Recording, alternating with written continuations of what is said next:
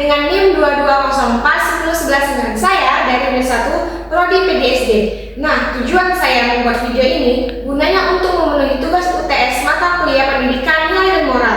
Nah, kali ini saya ingin membahas tentang faktor-faktor penurunan nilai dan moral di masyarakat. Nah, ada yang tahu nggak? Di era globalisasi ini, penurunan nilai dan moral menjadi tantangan besar bagi generasi muda. Nah, menurut keluarga, lingkungan, teknologi, dan juga globalisasi pendidikan moral semakin penting. Melalui pembelajaran ini, kita akan memahami penyebab dampak dan cara mengatasi penurunan nilai moral agar tercipta generasi yang berkarakter dan beretika. Nah, ada tahu nggak faktor-faktor dari penurunan nilai dan moral? Yang pertama itu ada faktor keluarga, yang dimana keluarga ini merupakan tempat di mana anak belajar nilai dan moral.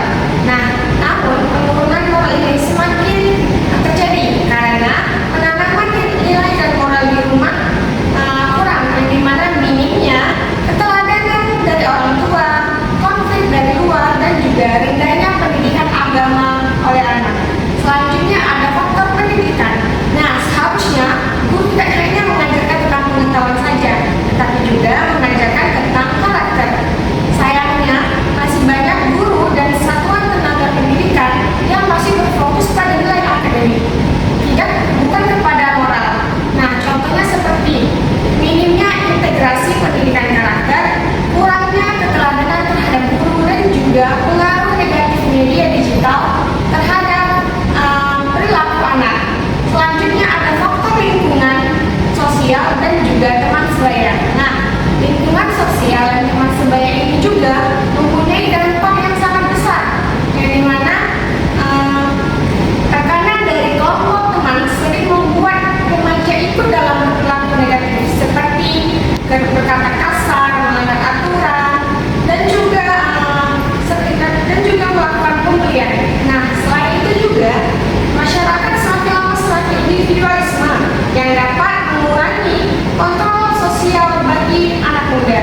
Selanjutnya ada faktor media dan teknologi. Nah, media sosial seharusnya menjadi sumber utama untuk mendapatkan informasi.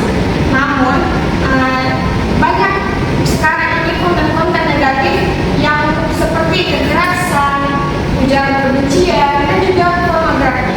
Nah, kecanduan gadget ini juga membuat anak menjadi individualis, kurang disiplin, dan menurun sopan santunnya. Selain itu juga budaya luar yang visual di media sering ditiru tanpa memfilter nilai-nilai lokal. Nah, selanjutnya ada faktor ekonomi, yang dimana kesenjangan ekonomi ini dapat menyebabkan anak-anak tidak dapat belajar moral. Nah, seperti misalnya anak yang dari keluarga miskin bisa saja dia bekerja untuk membantu kedua orang tuanya, sedangkan anak yang dari kaya raya bisa saja dia terjebak dengan gaya kehedonannya. Nah, selanjutnya ada faktor budaya, yang dimana berkurangnya apresiasi terhadap budaya lokal juga berdampak pada moral. Nilai-nilai luhur seperti sopan santun, gotong royong, dan juga musyawarah mulai tergeser karena adanya budaya luar yang lebih bebas. Remaja kini lebih tertarik mengikuti tren modern daripada menjaga warisan budaya bangsa.